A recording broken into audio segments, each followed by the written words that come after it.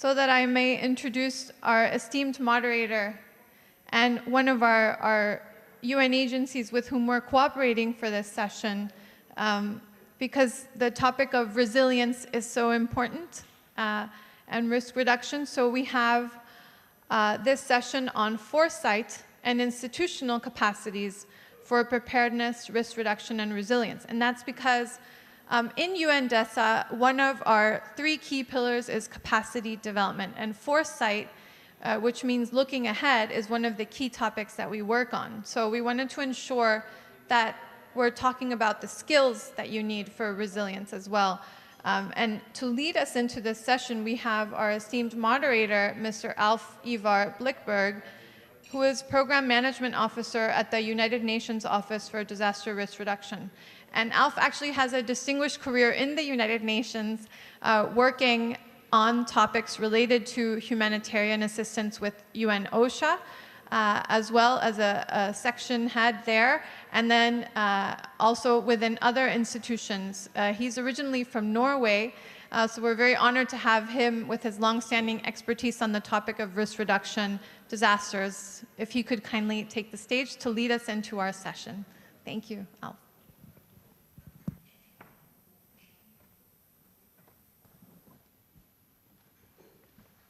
Good morning, everyone. Welcome to this session on foresight and institutional capacities for preparedness, risk reduction, and resilience. So my name is Alf Blikberg. I work with the UNDRR, that's the United Nations Office for Disaster Risk Reduction. And in this session, we will explore how governments can promote and safeguard sustainable development by building resilience to disasters and various shocks and risks. And one thing I've heard a lot, both yesterday and today, is that local governments are often faced with multiple crises and shocks simultaneously, and many competing priorities. It could be poverty reduction, climate change, disasters, economic development, COVID-19, etc., etc. So often these things happen at the same time, and as local government leaders, we are facing these shocks and crises simultaneously. At this point, I'd like to ask our distinguished panelists to join me here on the stage. Please come up and please give them a big round of applause.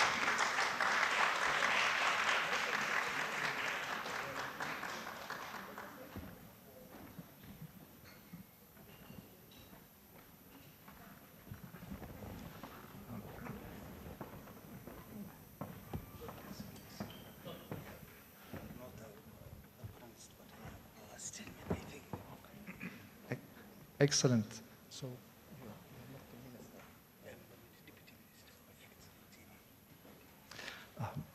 So on my left is His Excellency Minister Mr. Abdihakim Hassan Ashkir, Deputy Minister, Ministry of the Interior for Federal Affairs and Reconciliation from Somalia. Next to him is the Honorable Madame Suzette Abuntu Mamon. She's the Mayor of Badiangan in the Philippines. Next to her again is Mr. Mohammed Bashir bin Sulaiman. He is the Director of Planning and Development in the City Council of Penang Island, Malaysia. And over on his left, Mr. Deng Gatluak, Director for Local Governance, Local Government Board in Juba, South Sudan.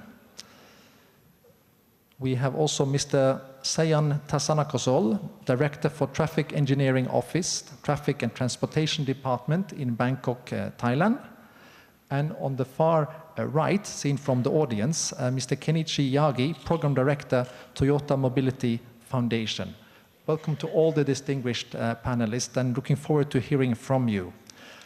To set the stage for the discussion, we'll start with an introductory statement by His Excellency Minister Ashkir. You have the floor, Minister.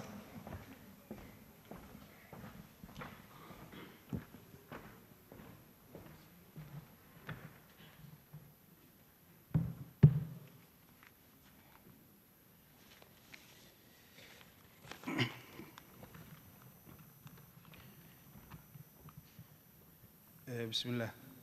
Distinguished moderator, honorable mayors, excellencies, ladies and gentlemen, Good morning.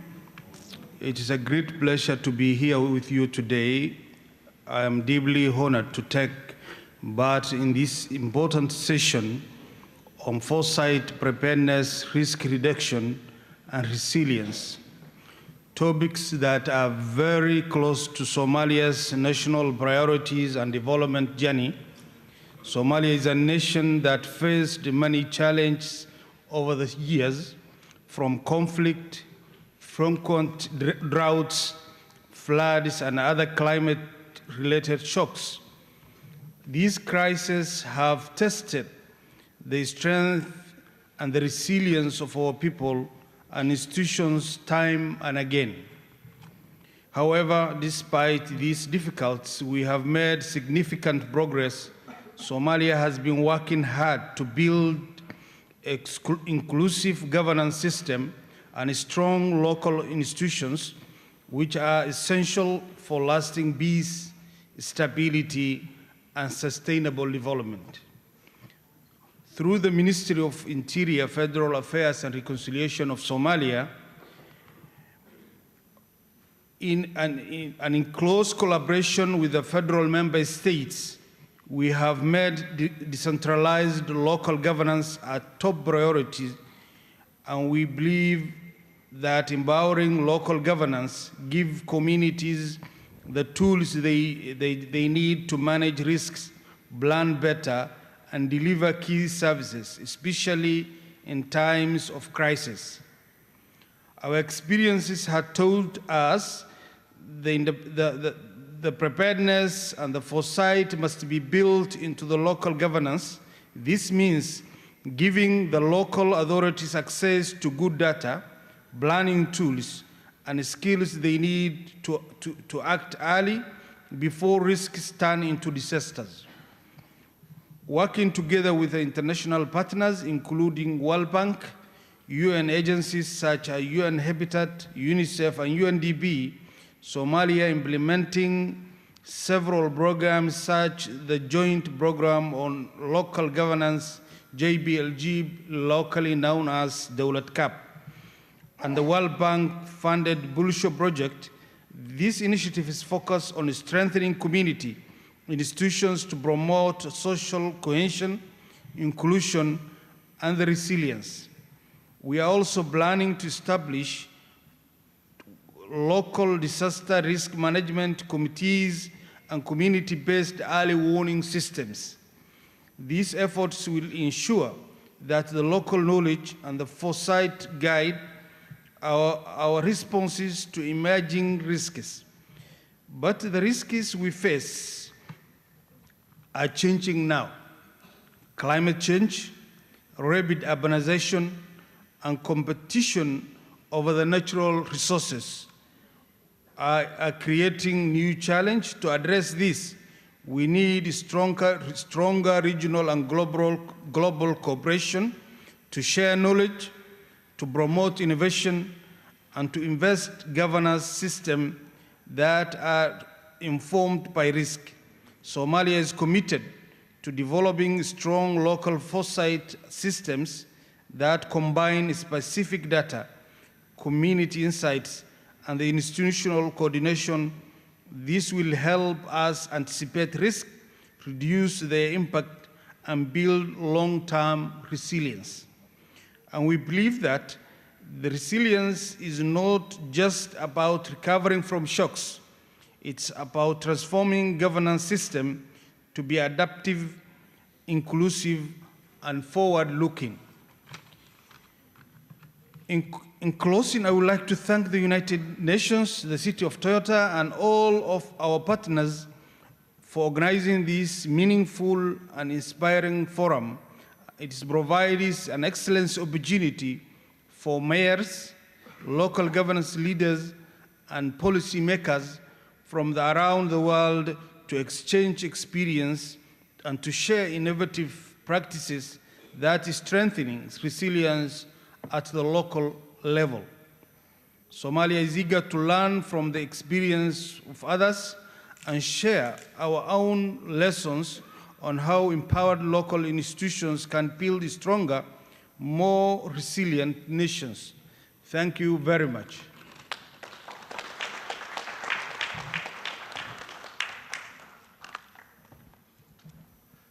Thank you very much, Honourable Minister, for your statements. I think there were a number of key takeaways and good points that you brought out. I want to thank you for highlighting the role of local government and empowering local governments in terms of building resilience. I also noted your emphasis on anticipatory action and foresight and planning for the future, knowing that there are multiple risks facing your government and your communities. I also very much liked what you said about building long-term resilience, because building resilience to shocks, it's really a long-term effort. You cannot complete it in a day or a week. So thank you also for highlighting that, as well as the need for adaptive and inclusive policies, which I think echoes some of what we heard yesterday about the importance of inclusion. So thank you so much for that, Mr. Minister. I had planned to ask you actually to elaborate a bit more about the role of local governance structures in terms of strengthening resilience and reconciliation. So I'm wondering if you'd like to elaborate more on that, building on what you just said in your statement in terms of the role of local governance and also them building resilience and promoting reconciliation. So if you'd like to add something on that, over to you, Mr. Minister. Thank you very much. Somalia is a federal state. There is a central government and also state members. So we trying to deliver the local authorities more chance to control and to work with the local communities in order to strengthen the resilience of the communities that they are working with. So Somali government, for that instance, we are working very closely with the community, with the local government in order to work together. And as I said, we are trying to, we are in formation of the state building because of the conflict that we are, for the last 2 decades, the Somalia was in a very critical situation. There is a conflict, as I said, there is a drought, there is a problems that we are facing. But now in the state building that we are trying to build and to work together with the Somali government and also federal member states and the locals in it to take some measurement for that resilience and to work together for the future. That's what you are planning for. And actually, there is a challenge that we are facing. There is a lot of challenge. There is a long way ahead, but we are trying our best to work with the locals, with the local governments, and the Ministry of Interior is coordinating all that aspects. Thank you. Thank you so much, Mr. Minister, and congratulations on this very inclusive participatory approach that you mentioned and working with communities to tackle all these challenges that you outlined. So with that, I'd like to turn to the Mayor of Badiangan, the Honorable Ms. Suzette Abunto. So the Philippines and your community as well is highly exposed to climate risks as well as health, economic and other shocks. I'm wondering, how is your municipality integrating disaster risk reduction, or DRR, and foresight into urban planning? And what kind of lessons could you share with us and with other cities? So over to you, Madam Mayor.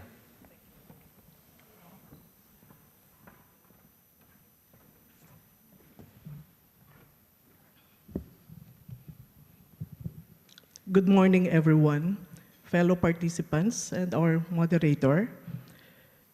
Just as this morning, as I am preparing for this presentation, well, I don't know if this is a positive or a negative one, but an earthquake hit a town in the province of Iloilo, which is only 50 kilometers from my municipality.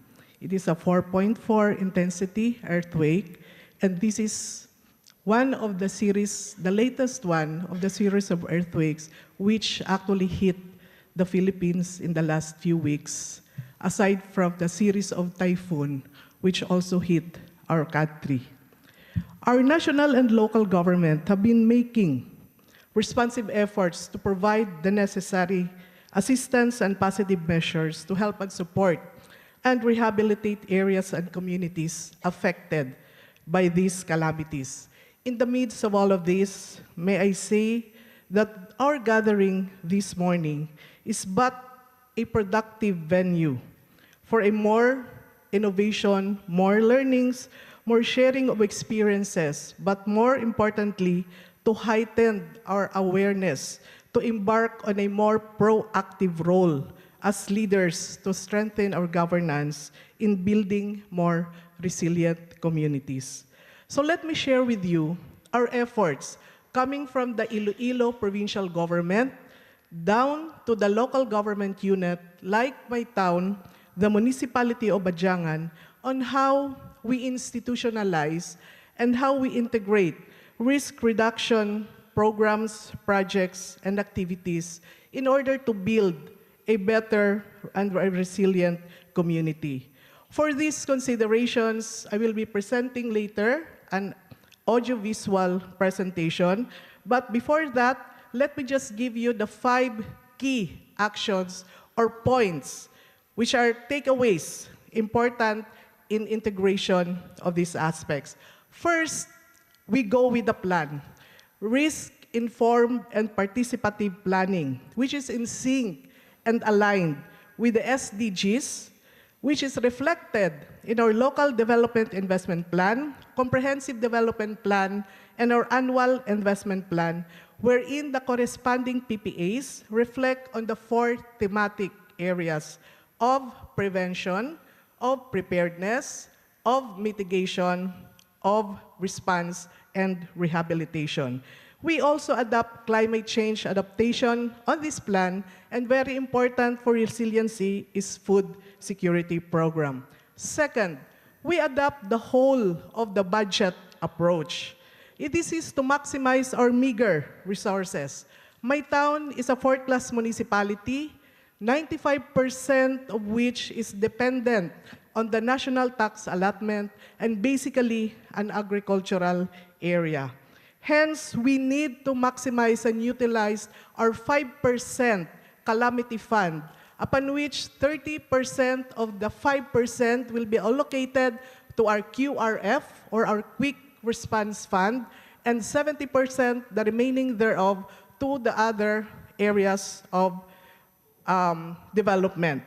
Third, we also have the whole of the budget approach to ensure inclusivity with the participation and gender-based budgeting with the stakeholders and the vulnerable sectors.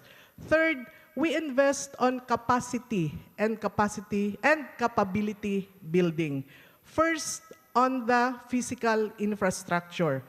We have the improved resilient designed evacuation centers, classrooms, health centers. We have rescue equipments and improve our communication, which we really have the lack in our municipality. And we have also to make access possible with the concreting and the paving of our roads and networks for easier rescue operations. Second, we have to have the human resource capacity building, that is trainings, retoolings, drills, not only for our responders, but to schools, to the stakeholders, down to the grassroots and our barangay, which is the smallest political unit of our community. Fourth, we engage, we collaborate, we link with the civil society organizations, the stakeholders, our partners, our volunteer groups, both in the government, national and local, because we are venturing on shared resources, the funds and the human capital. And last but not the least, we institutionalize to the grassroots because we wanted to be a community-driven municipality wherein the needs of the municipality or the needs of the community is taken up first and fully budgeted, included in the plan, and it is cascaded down the line and upwards to the provincial level. For all of this, for a small town like my municipality, we are continuously striving for a more strengthened engagement, for a more inclusive, more responsive, and we consider our weaknesses as our opportunities to channel and to focus our actions and interventions to become a more resilient and progressive municipality. Let me now present our AVP, our audiovisual presentation. Thank you and good morning.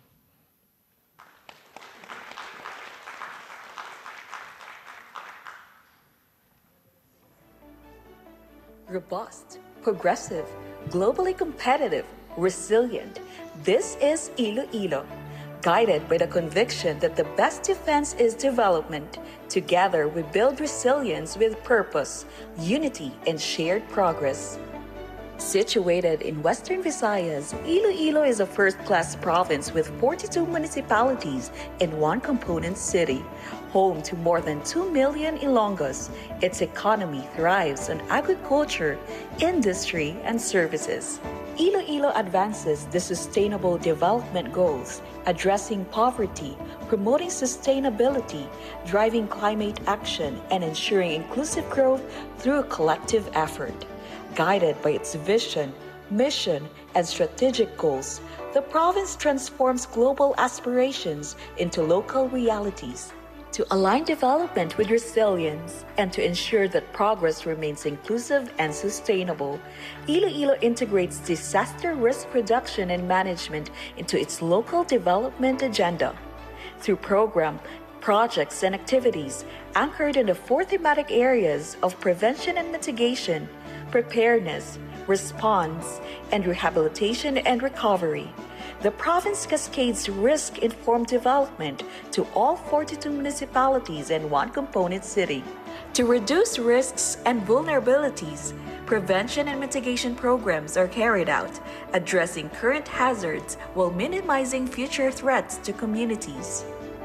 Some of these key projects are review of local dream plans, construction of multi-million resilience hubs, building of evacuation centers, renewable energy support through solar panels, the Tanom Iloilo Regreening Program, and the Sigurado Crop Insurance Scheme.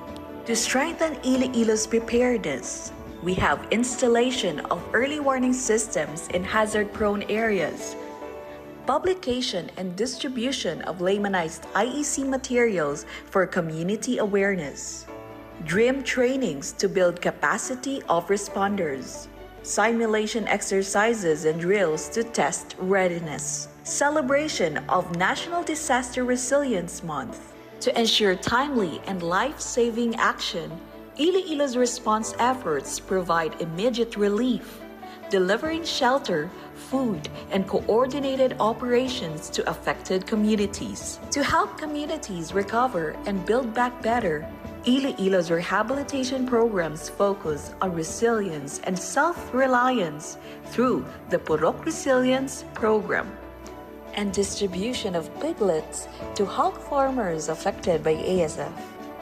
These PPAs are cascaded to all 42 municipalities and one component city, where they are replicated, aligned, and institutionalized through the municipal dream plans. Through sustained support, coordination, and technical assistance, the province ensures that local governments are empowered, inclusive, and gender-responsive, strengthening collaboration across all levels of governance. To exemplify this, Badiangan, a 4th-class municipality about 40 kilometers northwest of Iloilo City, stands as a model of how provincial PPAs are localized and sustained at the grassroots. Guided by its vision and mission, Badiangan integrates the province's DREAM initiatives into local programs that reach every community. These include the installation of early warning systems and rainwater harvesting units, basic rope rescue and first aid trainings, school-based earthquake and disaster drills, and the distribution of dream equipment to schools and barangays. Badiangan also implements slope protection projects and other community-based interventions that reduce risk and safeguard lives. Through these efforts, Badiangan proves that resilience begins at the local level, where collaboration turns plans into action and strengthens communities from the ground up. Together, through the More Progress Iloilo, a movement for a robust, progressive, globally competitive, and resilient province of Iloilo, we uphold disaster risk reduction and management as a shared commitment, building resilience today for a safer and stronger Iloilo tomorrow. Thank you very much, and good morning, everyone. Thank you very much, Madam Mayor, for those great points and for the very inspiring video. I heard towards the end of the video a very nice quote actually saying resilience begins at the local level. And I think that's very important to highlight. We have at the global level the Sendai framework, which many of you have heard about. It was mentioned in previous sessions. It sets out how governments and their partners can work together to reduce existing risks, prevent the occurrence of new risks, and also to build resilience against disasters and many shocks. But as the Mayor mentioned, it's really at the local level that these efforts need to come together. And I took good note of your point on the whole of government approach, the multi-sectoral approach, the need to involve all parts of society and all parts of government. And this is it can be a challenge because you need many parts of government to work together, and it's not always easy, whether it's at the local level or national level. So thank you for highlighting that, those very important points. And also you mentioned civil society, which can play a key role as partners as well. With that, I'd like to move to Malaysia, to Mr. Sulaiman, and ask you a bit to explain to us communities on Penang Island. They face increasing risks from climate change and disasters. And how are you and your government building institutional capacities at the local level to protect vulnerable groups while at the same time promoting sustainable developments? So, Mr. Sulaiman, the floor is yours.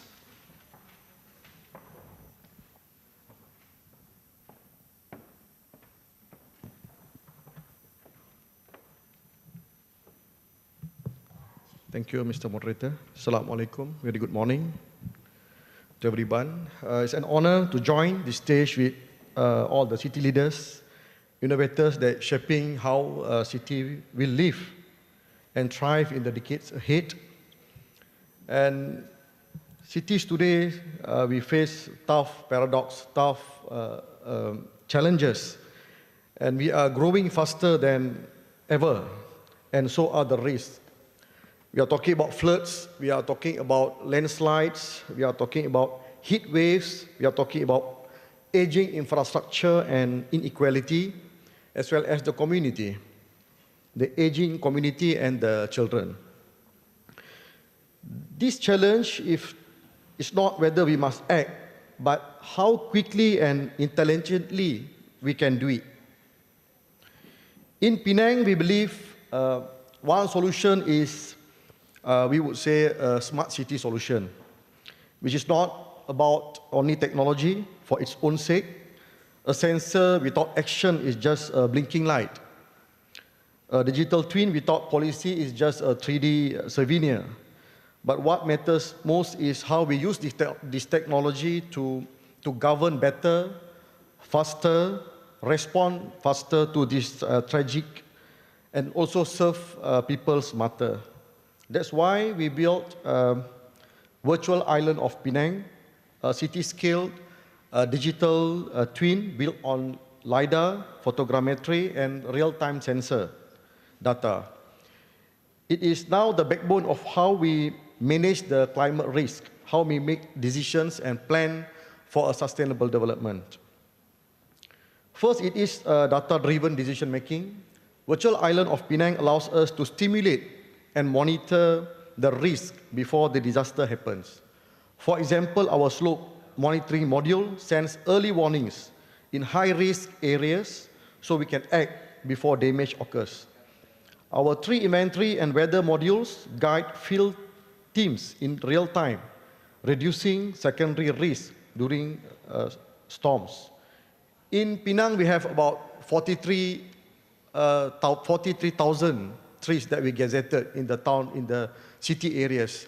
And each of these trees we scan for their health, how healthy the tree is, because during the storm, some trees will fall down. So we have this earth-penetrating radar to make sure the tree is healthy. Some just need some pruning, and some looks healthy, but we need to cut down because inside it is very bad. So each tree, what we do, we have a passport for each tree, and which we will monitor from time to time with our field team. So all the single data platform ended in what we call as Excel wars, where every department, we have about 14 departments, and we have our own version of reality, and now we all act from the same truth. Where the mayor and our councillors want to make decisions, they look at these 10 modules that we have prepared, which all the data are across the departments.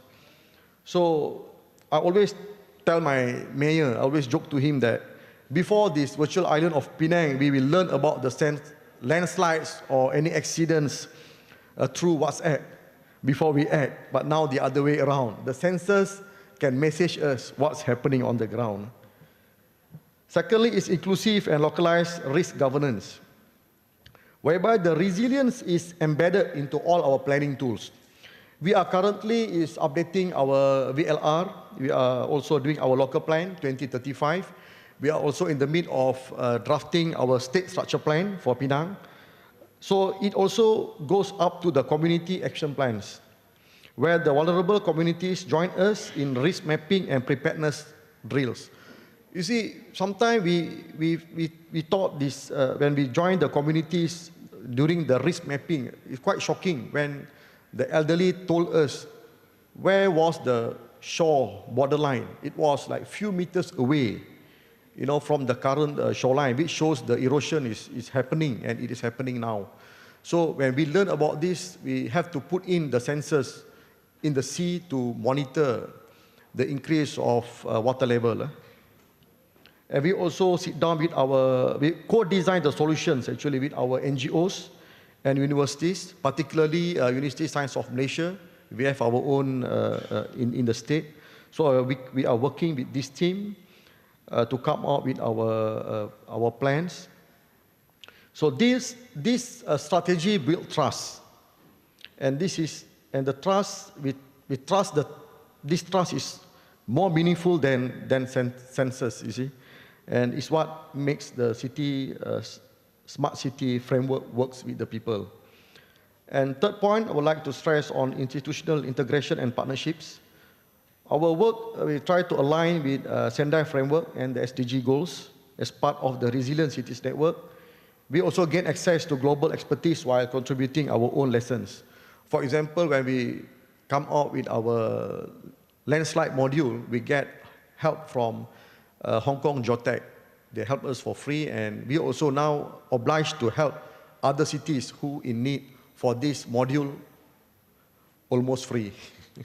You can come to us, we can show you how we did it. We start small, not so too impressive, but still it can help you to make the right decision and alert you at the critical times to save lives. We also collaborate with JICA and Plan Malaysia to integrate resilience into infrastructure codes. And the cross-departmental SOPs ensures faster coordinated action during emergencies. So the results, Penang is better prepared for disaster and uses resilience as a driver for sustainable growth. And the same system built for risk reduction now guide decisions on mobility, environment, and social inclusion. Now we have built this public interface. So our virtual island of Penang, our twin digital framework need public face. They cannot have access to our high-tech VIP. So what we did, we come out with what so-called Pearl apps. So residents get hyperlocal alerts, AED locations, and can send feedback directly into our VIP. So Pearl apps is our face for the public and visitors, even tourists. So we have about a few hundreds of services inside the Pearl apps. So we try to make the locals not don't need to come to office. They can resolve whatever concerning matters about the Penang Island City Council through the WhatsApps, through the public Pearl apps. In the end, ladies and gentlemen, smart city, sustainable city are not about how many sensors we install or how futuristic our dashboard look like, but about how many lives we can improve, how many risks we can prevent, and how many opportunities we can unlock for the future generations. If I can share one lesson from Penang, don't build technology for prestige, but build it as an operating system for resilience and inclusions. That's how we turn climate risk into opportunity, and that's how we make sustainability more than a slogan. We make it a daily practice. Thank you. Thank you very much for those inspiring words. And you drew lines to some of the sessions yesterday also about smart city and data-driven decision-making. Thank you also for highlighting early warning as a key intervention in terms of disaster risk reduction and ensuring that you build trust in the system as well, and not just build or use technology for the purpose of making use of technology, but keeping it people-centered and pragmatic. So thank you for all those great points. And finally, also you mentioned partnerships, international cooperation, working with other countries to share and learn, which was great to hear. I then like to turn to Mr. Deng Gatluak from South Sudan, Juba, and ask you, in a young state with evolving institutions, what are the main challenges in building local government capacities for preparedness and risk reduction? And what kind of role does partnerships with international organizations play? Over to you.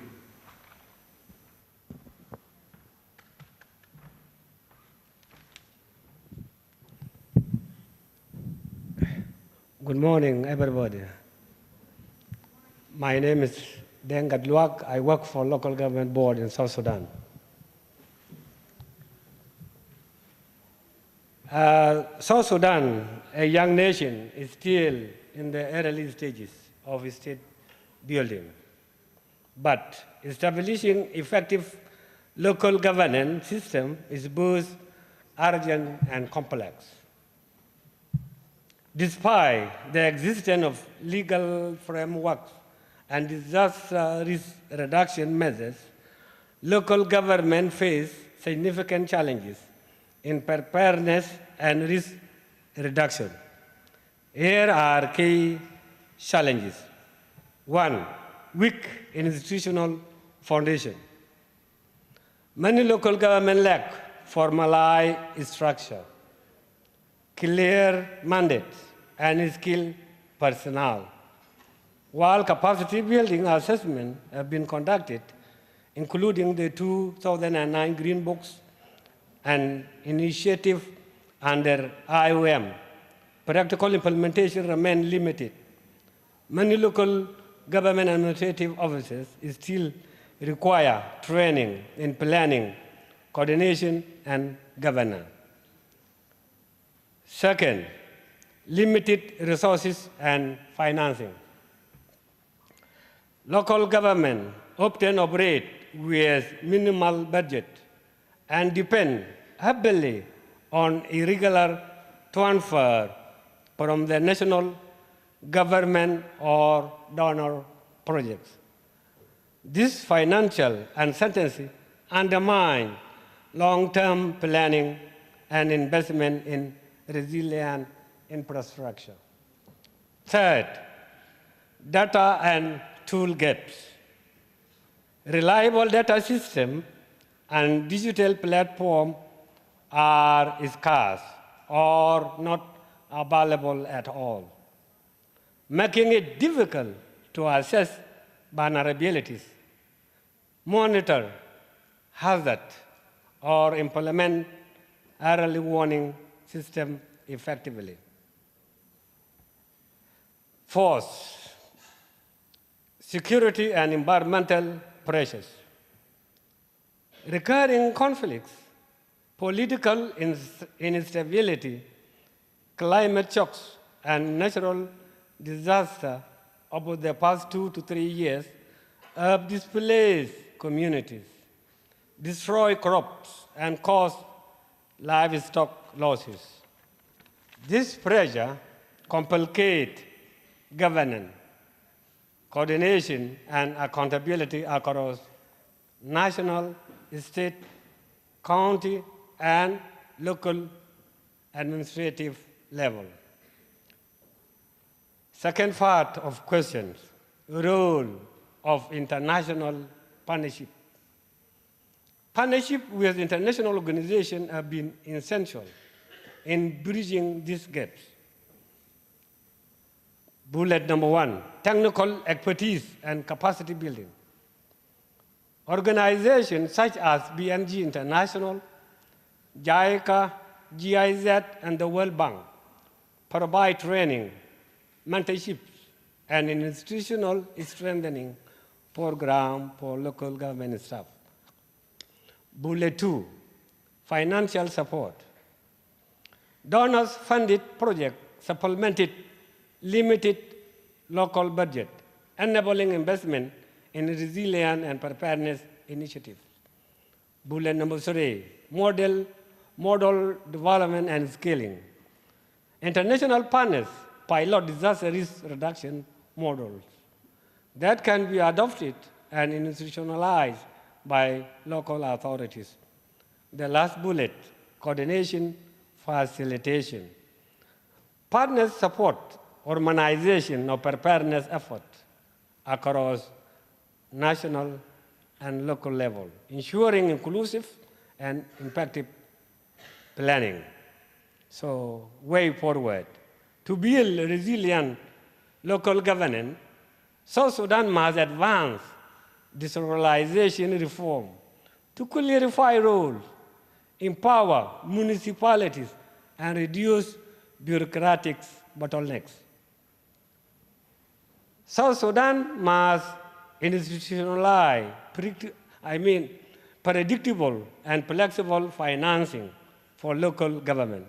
And lastly, South Sudan must invest in data systems and digital tools to enable proactive risk assessment and planning. Thank you.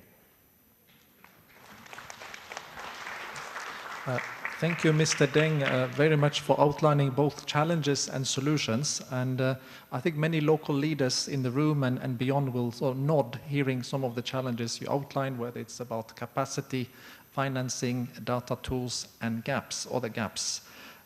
Thank you also for highlighting the need for partnerships, and coordination, facilitation, and the need for predictable financing, which is often a challenge, I think, for many local governments. We will then turn to Bangkok, and we have two speakers who will elaborate a bit on the same theme. It's Mr. Sayan Thasanakosol and Mr. Kenichi Yagi, who have both been working together. And I have a joint question for you, and Mr. Sayan will go first, and that's about if you could explain how you work on risk related to transport and mobility in Bangkok, and perhaps share some examples of effective mitigation measures, for example, from the road safety issue. So thank you, and over to you. Yes, thank you very much. Honorable mayors, honorable governors, and distinguished guests, I come from Bangkok Metropolitan Administration. Today I am a co-presenter with Yagi.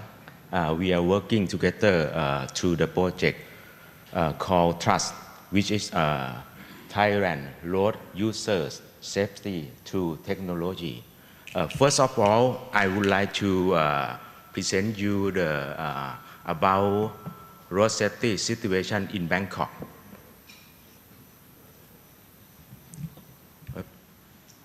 According to the WHO Global Status Report on Road Safety 2023, Thailand has recorded approximately 25.4 traffic deaths per 100,000 people. This is a big number. Maybe it could be considered as a disaster too. Why, as you can see in slide, in Japan, they have only 2. So we have very long way to go. Our policy directions by Governor of Bangkok is to reduce road accidents and losses in a tangible way through technology and public participation, including 3 interventions: urban design, law enforcement, and utilization of technology.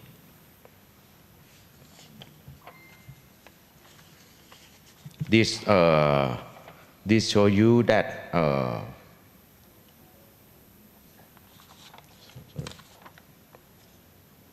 what we have done has delivered results.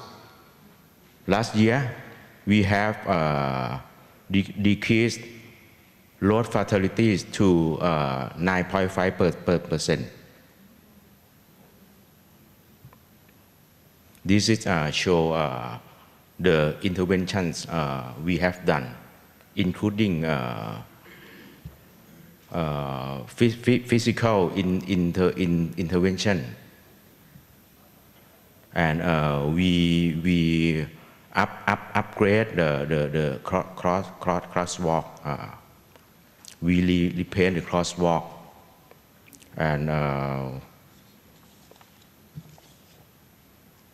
and for law enforcement, we have reduced speed limit in urban areas to 50 to 60 kilometers on key roads. And for the road under 7 meters in width, the enforcement is 30 to 45 kilometers per house. And in collaboration with the police, we monitor for violations using CCTV and spatial analysis. We are expanding the use of AI CCTV for enhanced detection of traffic violations. This is what we have done, and we are going to do more and more. The last pillar is using technology and data. Nowadays, with partners like Asian Institute of Technology and Thai Road Victim Protection Association, we use live accident data to create the Bangkok list map to pinpoint accident backspots for site-specific interventions. Beyond using traditional analysis, we are now taking the next step in accident analysis to the Trust Project, a collaboration with Toyota Mobility Foundation that Mr. Yagi-san will explain you in detail next. This is a clear example of crucial international cooperation. This project was established with key partners, including the Toyota Mobility Foundation, UN Habitat, and the Asian Institute of Technology, and BMA too. We focus on establishing a methodology for leveraging systematic data and analysis to reduce traffic accidents in Thailand.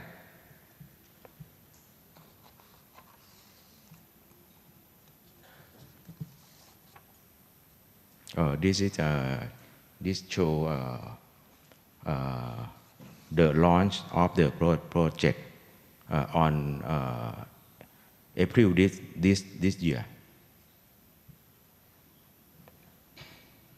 In closing, Trust Project is directly contribute to critical dimensions of the BMA 9 good dimensions policy in terms of good commute and good safety. The Trust Project helps Bangkok achieve its policy goals, not only supports the Thailand Road Safety Master Plan, but also aligns with the UN Global Agenda to halve road deaths by 2030. Thank you very much.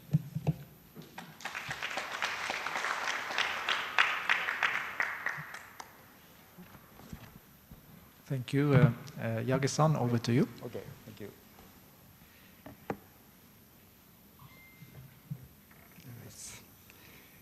Okay, hello everyone. My name is Kenichi Yagi from Toyota Mobility Foundation. And thank you so much for this valuable opportunity today.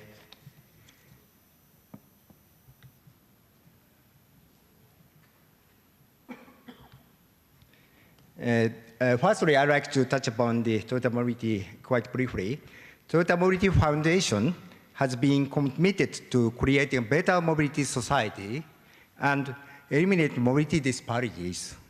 While we work to tackle global mobility challenges, such as improving traffic safety and reducing congestions, supporting carbon neutrality, assisting people with mobility difficulties, and developing innovative local mobility solutions. In Thailand, as mentioned, previously mentioned, so that we are collaborating with the UN Habitat and the Bangkok Metropolitan Administration on the Thailand Road User Safety through Technology project, commonly known as TRUST. The initial pilot phase was conducted in Chachoengsao province, where Toyota operates 2 factories. In suburban Thailand, accidents frequently occur when motorcycles and cars cross paths during U-turns. Here's the U-turn point, you can see there.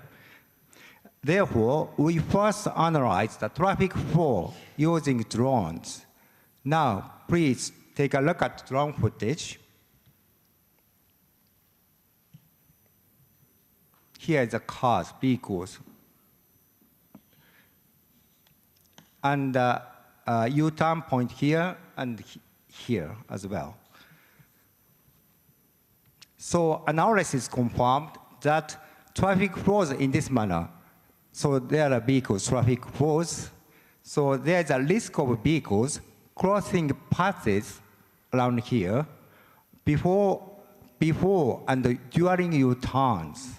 So furthermore, overlaying the locations of sudden braking detected from Toyota vehicles have a significant overlap like this. So here is a point, harsh braking was recognized before U-turns for both sides. So this suggests that vehicles are forced to make sudden lane changes here when merging from this side road here, and which is considered a contributing factor of the accidents frequently happened here. So to address this solution, we proposed extending the medium strip and installing speed limit signs to local governments and the Thai Department of Highways, ensuring sufficient approach distance from here to U-turn point. Sufficient distance is necessary for eliminating the accidents for lane changes. So we also plan to use vehicle data to evaluate the effectiveness of these countermeasures.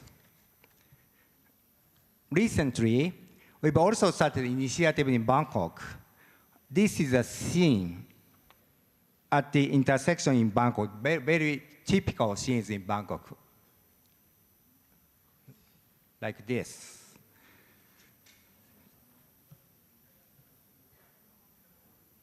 And this is the data, vehicle data, showing the locations where sudden braking, harsh braking is concentrated here.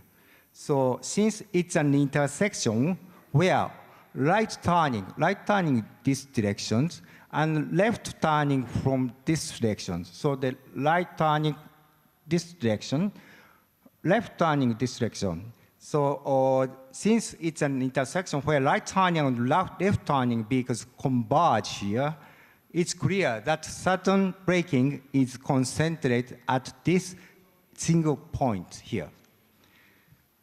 So far, we have introduced our ongoing efforts to reduce traffic accidents in Thailand using concrete examples. So finally, let's review the methodology of this trust project. First, we use accident data to identify where risk exists. And then we observe this location using drone data and CCTV data, and CCTV cameras, and also the vehicle probe data to uncover the root cause of the accidents. Next, we implement countermeasures, and finally, we measure their effectiveness using data again. This forms four-cycle approach by a data-driven methodology. I hope my presentation today has been helpful to you, and thank you for your attention. And finally, let me give you the supplemental explanation about what Alf asked us about the data-driven approach to mitigate or just countermeasure against the disaster response. So here's an example of disaster response using vehicle data. In Kumamoto Prefecture, Japan, an initiative visualized vehicles driving history from the past 1 hour. So during disasters, rescue teams like police, fire departments, and even self-defense forces must reach disaster-affected areas, disaster-affected sites as quickly as possible to save many lives. So this passable route map, this is called passable route map, allows them to avoid roads damaged by earthquakes or flooded by water, any kind of disasters, identifying the fastest route to the site at that moment. So data plays a significant role in such applications as well. This wraps up my presentation. Thank you for listening. Thank you very much, Yagi-san, and also Sayan, for that inspiring and very interesting presentation. You really showcased the data-driven approach, the wise use of technology, and also partnerships to really show great results of your collaborative work. We are actually reaching the end of our allotted time for this session. I'd just like to take a couple of takeaways from what we've heard, from the rich presentations we've heard. I think first point is about inclusion and participation. The need to involve a big group of citizens and stakeholders in efforts to build resilience. I also heard several speakers highlight the need for partnerships and all of society approach, all of government approach. This is a lesson to us in the UN system as well, that we have to work together across traditional silos. A third point is about the multi-sectoral approach, that resilience and disaster risk reduction, it shouldn't end up just in one office. It's something that concerns all of us. And finally, I think there is no end point when it comes to building resilience. It's a continuous process. It can be compared sometimes by pushing a heavy boulder up a hill. You try to advance, and when you stop advancing, you actually slide backwards. So you're looking for continuous improvement, continuous efforts, and as we've heard, no one is perfect. This is a challenge for all governments around the world to build resilience. So with that, I'd like to thank our distinguished panelists, and please give them a warm applause, and please feel free to approach them during the breaks to ask more questions. Thank you.